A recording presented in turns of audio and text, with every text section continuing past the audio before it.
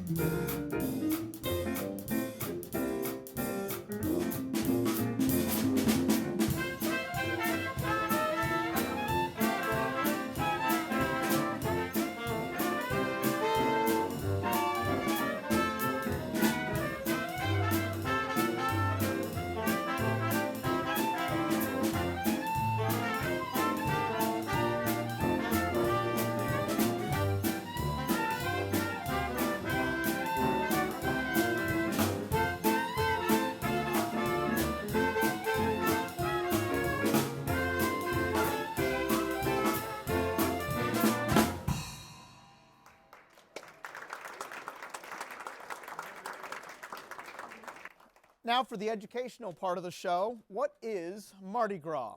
Mardi Gras in the French language means Fat Tuesday.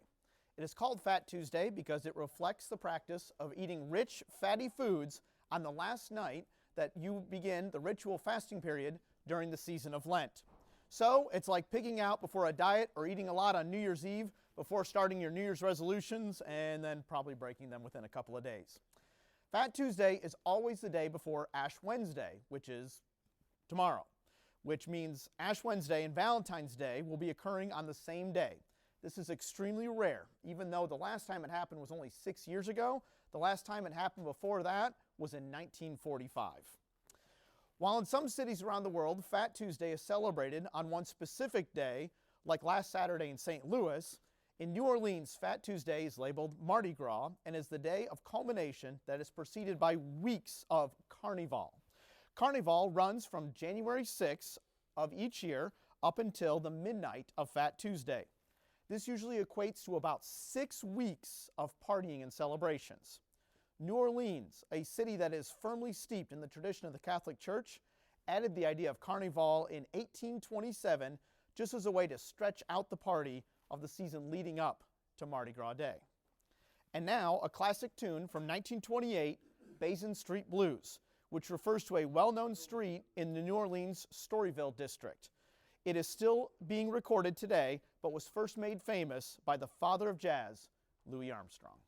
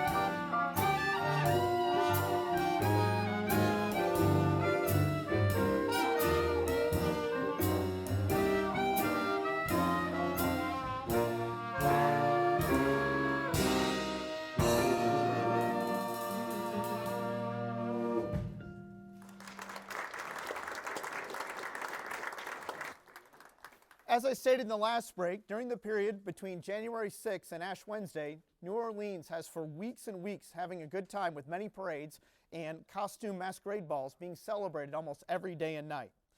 Last night when I checked, there were nearly 79 parades in the city of New Orleans and 24 in the surrounding areas. That's 103 parades over 6 weeks, which is very hard to imagine. And aside from that, I did find this interesting. One crew, parade crew this year, is called the Crew of Mac, spelled the same way, just like us, except their MAC stands for Making a Change. They're all about their parade crew raising scholarship money for young people. The other way, another crew that caught my eye, was the Crew of Bonne Terre, which, like our own local town in French, stands for good soil or good earth in the French language. So what are these crews? And when I say crews, it's spelled with a K. They are like teams made up of numerous people, and they actually compete each year to see who can create and present the best parade floats, best parade route and experience during the whole Mardi Gras season, mostly just for bragging rights and not so much financial gain.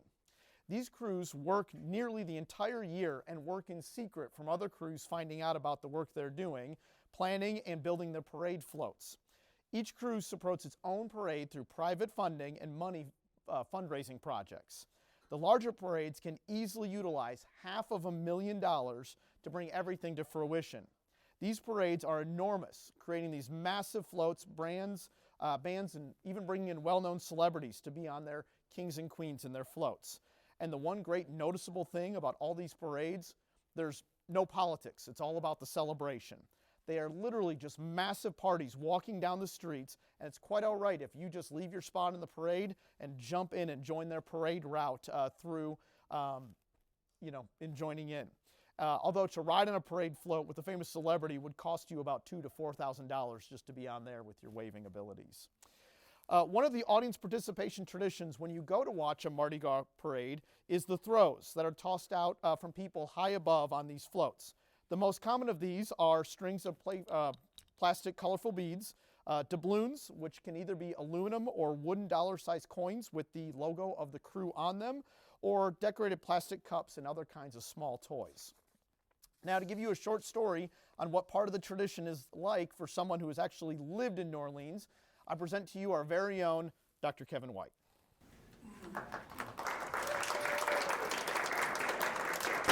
Yes, it is true. I lived in New Orleans for 2 years, and I still remember attending my first Mardi Gras parade. Being from the Midwest, I thought, man, these people are crazy. Running out into the street and trying to be the first one to grab a little plastic toy before 20 other crazy people get it, all the while. I mean, these things are enormous vehicles that could easily crush you, and motorcades and marching bands are still moving right along top of you. Anyway, after watching for about 10 minutes, something automatically happens, and I didn't feel like an onlooker any longer. My adrenaline and competitive juices kicked in. Something was thrown off a float near to me, and I suddenly had an out-of-body experience. I'm ashamed of this, but I hip-checked a 10-year-old girl into a nearby trash can, and I began fighting with 10 others for this magical unknown prize, which later I found out was a kazoo with William Shatner's face on it. Still a good time. You would find the same thing if you would. Do you still have that kazoo? I do. Oh, okay. So, but why does New Orleans invest so much time and energy into Mardi Gras? And why do law enforcement police kind of look the other way in the French Quarter on Fat Tuesday with all of these things going on? Most likely because of the revenue generated by visitors during Mardi Gras exceeds $1 billion to the local economy. The entire population of New Orleans more than triples its size starting the last weekend of Carnival and leading up through Fat Tuesday. To put that in perspective, think of that occurred locally. For example, what if Mardi Gras was happening over in Doe Run? There'd be like 34 people over there. Just reading the script, did not write it. All right, time for some more music. This one is also from the year 1917 and it's called Back Home Again in Indiana. Ready? 1, 2, 3, 4, 1.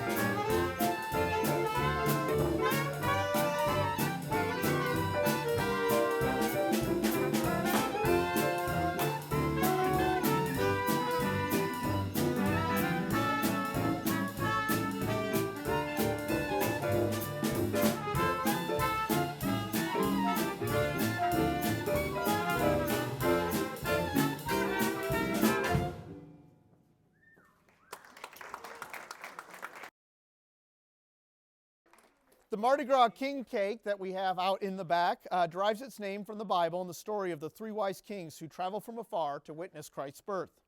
The Catholic Church tradition says that it took the three kings 12 days to travel from east to Bethlehem. That is where we get the 12 days of Christmas.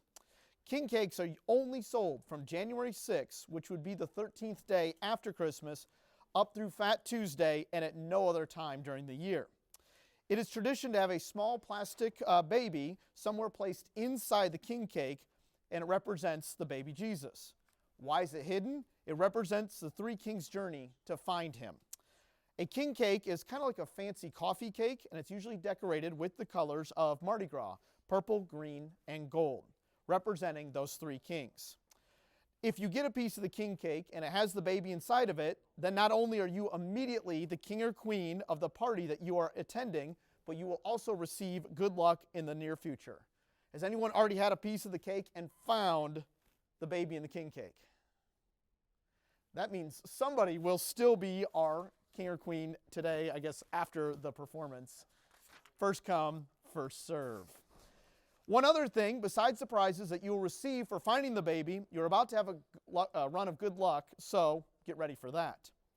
Also, there is another legend associated with this custom that you may not want to know, but being made the king cake queen means that you will soon become pregnant. So, congratulations.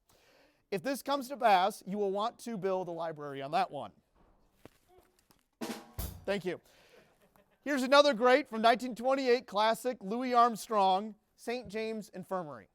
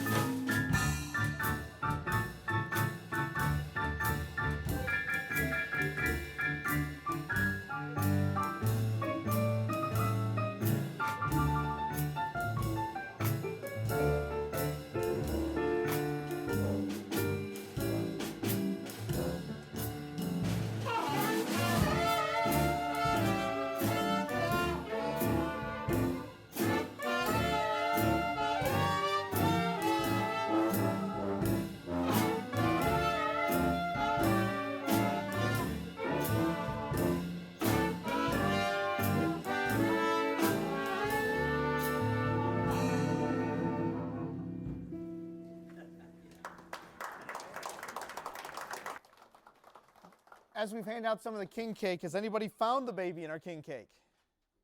We have a hand back there. Come on up, come on up.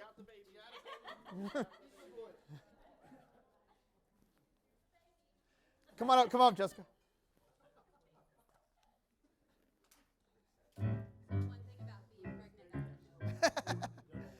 This is Jessica Harper. She works in our allied health offices, and by tradition, Jessica is now the queen of Mac Mardi Gras Day, so let's give her a round of applause.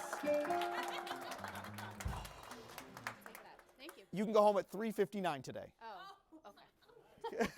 Thanks. Well, I got to meet Amanda. So. Okay, fair enough. So, and now, I'm going to keep going here. And now the time has come for usually the most boring part of any concert, introducing the musicians. Of course, I'm just kidding. Again, reading the script.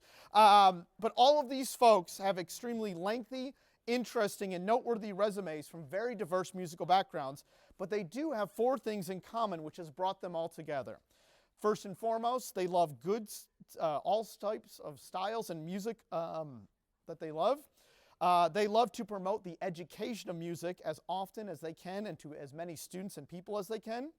And each person up here is somehow associated with our very successful Mineral Area Fine Arts Academy. And fourth, you may not be able to tell just by looking at them, but it turns out that they all unanimously agree on the assumption that animals should all wear pants. The Academy is housed at the Mineral Area College for about the last 3 years, and it's been involved in numerous classes, private instruction, concerts, musicals, theater plays, recitals, gigs, parades, summer camps, professional artist clinics, and social events throughout the community, with many more constantly being added to the list. And so here is a little bit of a plug. If you are interested in playing a musical instrument, almost any type of musical instrument, or would like vocal lessons, or interested in being involved with a musical ensemble, or learning how to act or participate in some type of theater production, that is what's happening 24/7 through our Fine Arts Academy right here on our campus, and renews every 8 weeks for a new session, so you can start almost at any point. Maybe you want to reunite with that band instrument that you left from high school, or sing again in a choir, or maybe you want to learn how to play the piano, guitar, or ukulele, or maybe you want to join a bluegrass band, or a classic rock ensemble, or act in a show, or musical, or learn how to improvise, like on Whose Line Is It Anyway? You can do all that for a very affordable price through our Fine Arts Academy. So if you are interested or have any questions of what we're offering this session, you can come see Amanda here, our Fine Arts Academy Director on alto sax, and her office is located on the 2nd floor of the Fine Arts building.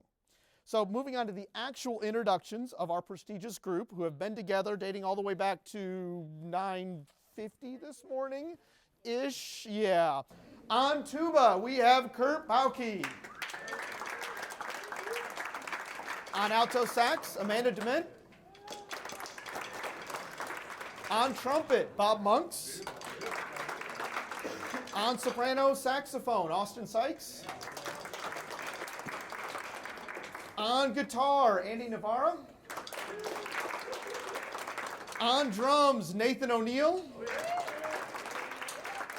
And on keyboard, the man, the myth, the legend, the parolee, Dr. Kevin White.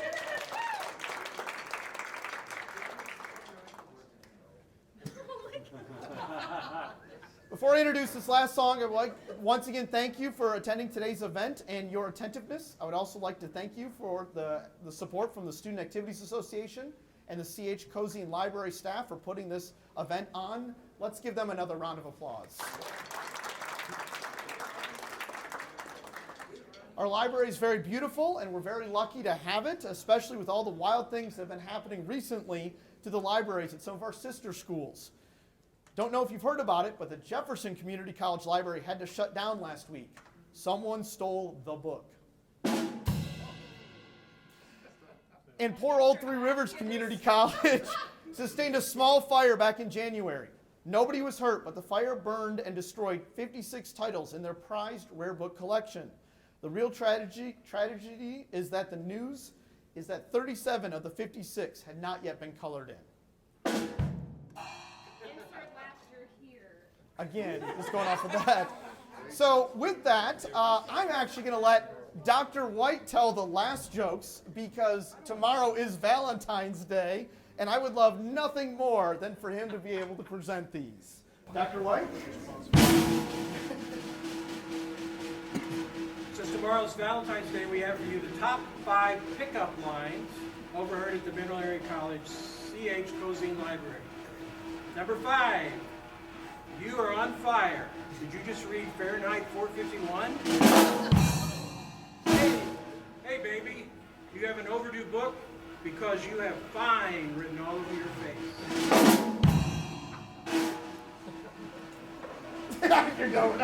Are you friends of the library? Great, because my name is The Library. They say you're like a public library. Anyone with a card can check you out. I don't think I should read this one. Probably the not. number one topic, that's why he gave it to me. The number one top pickup line, you must work in the library because you just increased my circulation.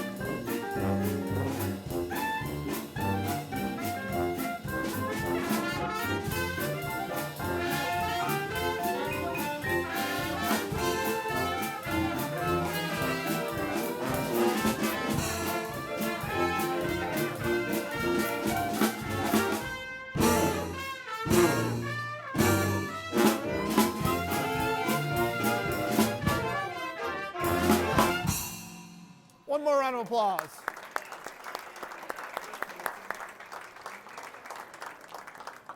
Please take more King's Cake with you and have a great day.